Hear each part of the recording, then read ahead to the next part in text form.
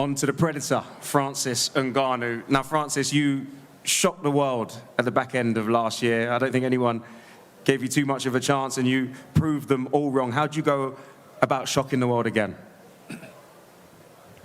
I think I haven't shocked the world yet. But first of all, I want to thank everybody here for coming here, for making this happen. Every single one here, all the promoters here. I also want to thank His Excellency, my brother, Tuki Alasher. I want to thank AJ for also being part of this. You know, as I said, he always takes two to tango. So thank you for being here and for making this happen. But to answer your question, I really think I haven't shocked the world. You know, I'm still in the factory, building, you know, training, learning, and I think when I really gonna get it, I think that's where the world gonna be shocked. I'm just working, building, and learn about the sport. You know, the sport that I love my entire life, but didn't have the opportunity to really do it and gain some experience. And it's just now that I'm really like having that, working on that experience, and I think I'm gonna put something really, really nice. I can put something. I trust the process. I trust my team, the work that we are putting in, you know, so it's going to pay off. You know, I was going to say, I didn't give the outfit as much credit as it deserved. Usually it's Eddie Hearn coming up here with the flary outfits, but I have to commend you on that outfit, Francis. It's fantastic. It's fit for a press conference like this. Knockout chaos. Let me tell you, that's a knockout outfit. Now, we saw you spending a lot of time. Thank you very much. It's my sponsor, Jim Shark, who make it for me with the special designer. I can't pronounce the name though, but send me the link. Yeah, I'm not sure my arms are filling it out though. Looking up to their boys, so trying to make me look good out here. No doubt. Now, we saw you spending a lot of time hitting the body bag in yesterday's workout. Is that giving us a clue into your game plan come Friday? Excuse me? We saw you hit the body bag for a long time in your open workout. Is that giving us a little bit of a clue into your game plan on Friday? Everything is a clue. I mean, I have every space that I have an opening, I'm gonna hit. So don't you worry about where is the key or the clue. So I'm not going to let any stone unturned and any opportunity unexplored. No, that we heard Joseph Parker speak about being happy, being active. I mean, AJ has been extremely active in the last 11, 12 months. What did you make of his performance in December? Between AJ? Yeah, AJ performance? Yeah. Well, no, he was a flawless performance. He was a great performance. I watched that fight closely, you know.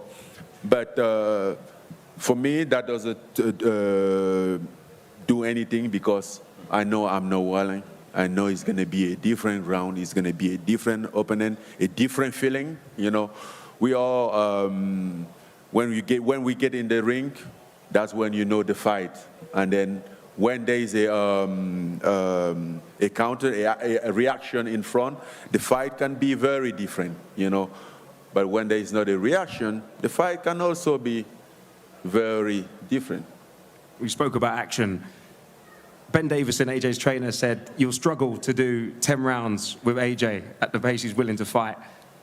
What do you respond to that? Yes, that's true. I will struggle to do 10 rounds. I struggle to do 10 rounds. And if anybody doesn't struggle to do 10 rounds, then you are something else. You're not human. You know, I'm human. Everybody gets tired after 10 rounds, you know. So that's right, I'm struggling. And I have no problem with it because it's a learning process. I'm here to learn. And I struggle for the first fight. Who was against Tyson Fury, and in fact I was in that fight questioning myself, like what would happen when I get in the 4th round, how would I feel, because I never been in the professional fight, boxing match for 4 rounds, for 6 rounds, 8 rounds, then that was 10 rounds, so yes, I did struggle, but I think he struggled as well, maybe more. Well, he's sat in the front row here at the presser, he's smiling away, he's grinning, not giving anything away, and maybe that is a fight that we'll see in the future again, who knows. Now, if you get the victory on Friday, will that be your greatest ever achievement in combat sports? I know you've done so much in MMA world, but would this top it all off? Well, yeah, he will be the He will be the best so far, but as I said, I'm just getting started. So I'm really looking for the victory of Friday night, but I don't think that will be making any statement of my career because the road is still long, and I'm really intending to gain a lot of major victory like this. One over Tyson, one more over Tyson, because I had the first one over him. I'm intending to have the second one, and he's been beaten about it, which is true. I just hope I'm not in the middle of these two if they start going at it, let me tell you. You're going to sleep in the octagon again, and I'm going to wipe the ring with your again. You wipe the ring with your. There was the blood in the ring. It's sticking in your pants.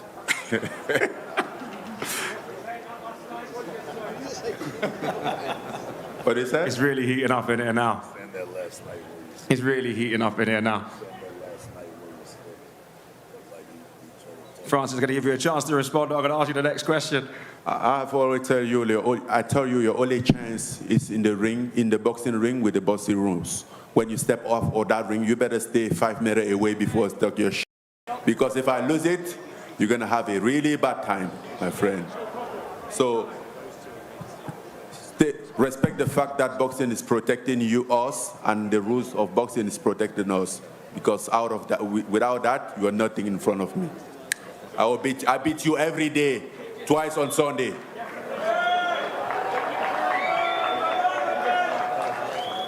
It's the Saturdays you got to worry about. Let's keep it on the fight at hand. We've got a big fight here Saturday, and these Friday. Sorry, Friday. Friday we've got a big fight, and the fact of the matter is, the man's here, lineal champion, and I expect him to be the undisputed #1 after the 18th of May, and you've got it all to go for. Here is the opportunity for the big prize. That's it, to get the opportunity to fight the man, and that's what you're all here for. And I would save everything, as you correctly said to me, for Friday, because that's what all matters. That's all that matters. It's all that matters. The Friday night knockout chaos, the man in the front row is the prize. Now, Francis, how much belief, because it feels like you've gained a lot of belief from your performance against Tyson Fury, win, lose or draw, however you see it. How much does that fuel you going into this fight against Anthony Joshua?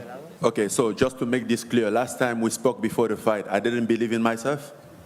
No. I think I always believe in myself. You know, the reason why I'm here is because I always believe in myself, and doesn't matter the circumstances, doesn't matter the obstacle in front of me, I believe in myself. That doesn't mean that I control the outcome, you know. I believe in the fact that I'm gonna go out there and do my best, and I cannot control the outcome, and whatever the outcome is, I'm gonna take it, you know. But I believe in in my determination, in my dedication. I believe in the work that I put in order to have what I want, and that's what built my confidence, you know. So I always believe in myself, always. And even though sometimes it doesn't work, but I still believe in myself. I had a great training camp. Everything went well. We all spent a good time.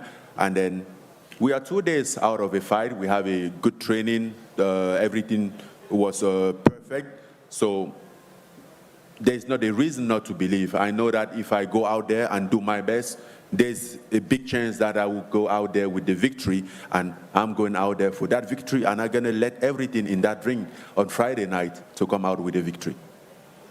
No doubt. Now, it's time that we bring in Francis Ngannou's longtime trainer, Dewey Cooper. Dewey, you've lost the element of surprise, as it were. Have you done anything different in this camp than you did for your fight against Tyson Fury? First of all, I'd like to say Assalamu alaikum to Your Excellency, Turkey al-Sheikh, and the kind, beautiful people here in Saudi Arabia. Happy Eid Mubarak as you embark into your Ramadan in a few days. Fighting Tyson Fury, his first fight, was a magnificent challenge. Very complex, highly dimensional boxer. He assimilated so much information from that fight. Of course, he's ready for 2 nights away from now. Of course he's ready for Anthony Joshua. Of course he's going to show vast improvements in every aspect: speed, power, conditioning, fight IQ. So just expect an exemplary performance from Francis Ngannou on March 8th. The flaming, ferocious fist of Francis will finish Anthony Joshua.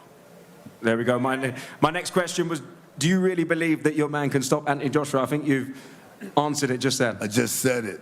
The flaming, ferocious, furious fist of Francis will in fact finish Joshua.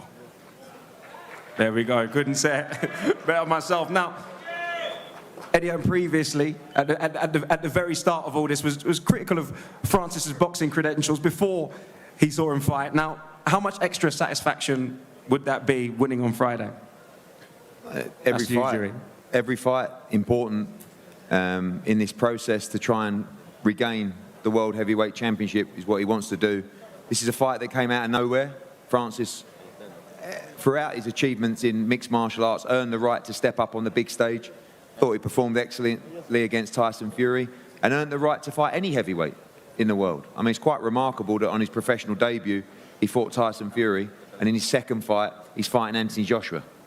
You know, it's a remarkable run as a fighter, and it's a real challenge. But as I said, I don't see any aspect that Francis is better than Anthony in. However, he's strong, he's powerful, and he's dangerous. So Ben and Lee will keep AJ disciplined, and he'll do what he does, and that's perform. And I think this is the best Anthony Joshua we've ever seen in his career. The sharpest he's been, the most confident he's been, the calmest he's been, and he's done it all in his career. He's fought all styles. You know, he's boxed everywhere under all conditions. Madison Square Garden, Wembley Stadium, Millennium Stadium, all around Britain. Twice in Riyadh now, 3 times in Riyadh, once in Jeddah. I mean, there isn't any moment, any style he hasn't experienced in his sport. He's now an experienced fighter, and that will be the difference on Friday night. But we respect these guys. They're real. And AJ knows that as well, and he's trained accordingly and ready to show the world that, as I said, I believe he's the best heavyweight on the planet. It's time to bring in Ben Davison, trainer of Anthony Joshua. Now, it feels like you guys, Ben, have really gelled over the past few months. It seems like that everything you do seems to be working. How has it been working with him on a day-to-day basis? You see him, you know, in the nuts and bolts, the grind, day-to-day in the gym. Yeah, it's a pleasure to work with. He's the ultimate professional, and he loves boxing. So obviously that drives us. We're passionate about boxing. He's passionate about boxing, and it makes for an enjoyable partnership. Now, there's been talk this week in the build-up of resilience and a little bit about heart. I mean, you see him every single day. How would you respond to those critics? We're going to find out on Friday. Man, a few words, I like it. It's strong words as well. Now, you've spoken about this 10-round fight and Ngannou potentially struggling to fight at that pace. Is that the key? Is it push the pace, tire him out, and hurt him late? I just think, you know, there's probably a false sense of confidence taken from the previous fight that he had. I think it's going to be a completely different situation. We've prepared for him respectfully, professionally, and I think, you know, same as everybody. Nobody knew what to expect last time. Nobody knew, you know, everybody, being honest, was slightly dismissive. Now we know that's not the case. And I think, you know, yes, you can say there was a lot of experience to have taken last time, but I still think it's going to be a whole new experience. Do you feel like, I asked Dewey about losing the element of surprise, do you feel that that's I guess a confidence booster, a bonus that you've now seen 12 rounds of Francis Ngannou in a boxing ring to study? Yeah, to a degree, but I think Dewey's an experienced coach, and I think that to think that he's only got one layer to his game would again be underestimating him, and we've not done that. So we're prepared for him to have some new layers to his game. And again, we're going to find out on Friday, but we're very well prepared. No doubt. Thanks for your time. Now it's time to bring in Anthony Joshua, former 2-time heavyweight champion of the world. Anthony, we just heard from Ben. How has it been being back in camp with Ben? It feels like you two have got a real good bond. You two get each other. God is good. Life is good. No complaining. Had about 10 days off. Get straight back to basics. Get back on the grind. God is good. We're happy. Now, you're coming off the back of an incredible performance in December. What can we expect to see come Friday night? Come on, give us a little bit of an insight into what's going through that mind. All be revealed, innit? Just straight out war, relentlessness, good fight. And that's what everyone's here for, a good fight. So yeah, stay tuned. If you're here, I appreciate everyone coming out. Much appreciated. His Excellency as well for putting the show on. And if you're at home, you know the score. Make sure you get it live on pay-per-view. Always got to get the pitch in, no doubt. Oh, I'm getting paid for this, bro. He's got pay-per-view points, I could tell. There's obviously an incredible incentive for the winner of this fight. We're not looking past this fight. This is my main focus. So the incentives and all that stuff, is just to win. That's it. Just focus on my game plan and what I got to do. You know what? That makes sense. I was hoping you give me a little juicy gossip. We need a clip. We need something. Let me see. He said he's got AJ's AirPods. Everyone's asking what is playing in AJ's left AirPod. What's on the playlist? Let me see what I got for you people. Yeah. Come on, this is the question we all wanted answered. All right, listen what we got. Right? You want to hear something? I don't know. I'll listen. You ready? And he's actually connected now.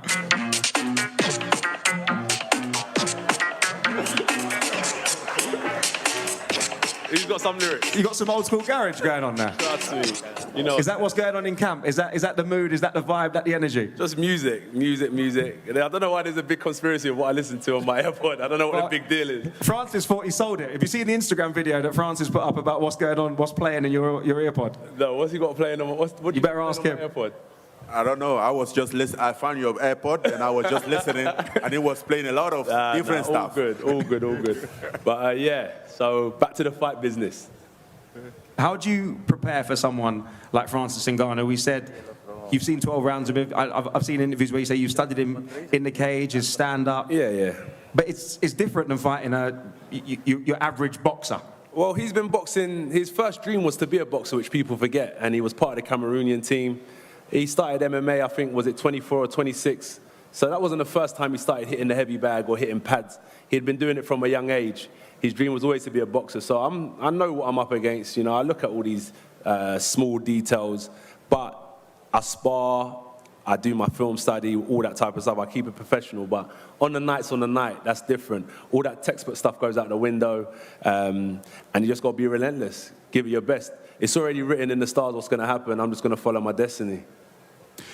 Do you ever feel that pressure to give Always. to give number one, perform? Obviously, everyone expects a certain level of you, but also to give the boxing fans, not just British boxing fans, boxing fans, the fight they want. Obviously, there's a man over here. I know we're not talking about, but you win, and that's the end goal. It's my duty. Of course, it means it's our duty to do what we got to do. It's our duty we work for these people out here. Do you know what I mean? These are the fights that they want to see. We're here to entertain them. So I feel the pressure, but that's the life. That's what I signed up to do. This is what I've devoted my life to do. So bring every challenge, every competition.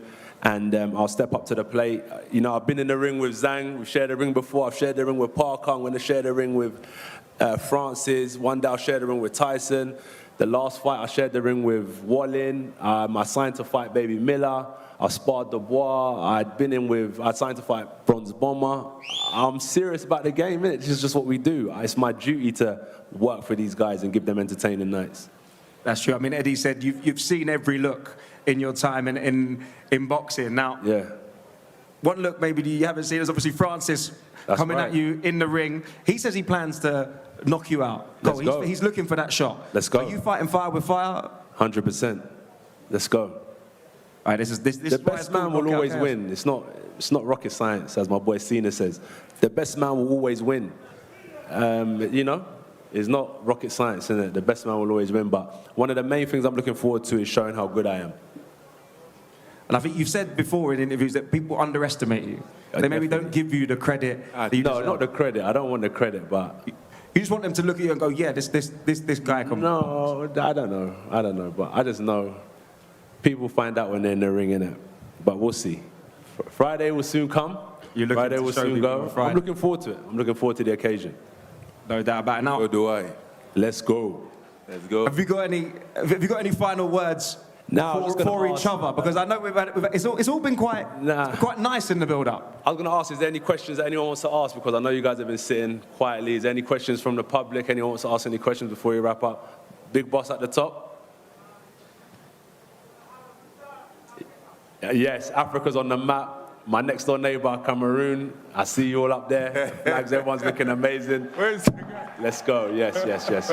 That'll be good. It's going to be a good night. Any final words for Francis Ngannou? You can keep the AirPod. Keep the airport. Thank you, truly. Keep the playlist. Francis, final words for Anthony Joshua, the man that you're going to go face-to-face with Friday night. Well, good luck on Friday night. Respect. And see you there. Let's go. There we go, guys. That is all we have time for. Thank you very much. Any final words? I'm going to give you, Frank, Eddie, the last word here in this press conference. Look, it's going to be a marvellous night. Wherever you're watching the fight, you know, don't blink. It's going to be a great main event, and obviously all the undercard, as we said, are fabulous fights. I also want to just give a mention to George Warren and Spencer Brown for all the work they've also done behind the scenes to make this such a success. Yeah, echo that. Tune in.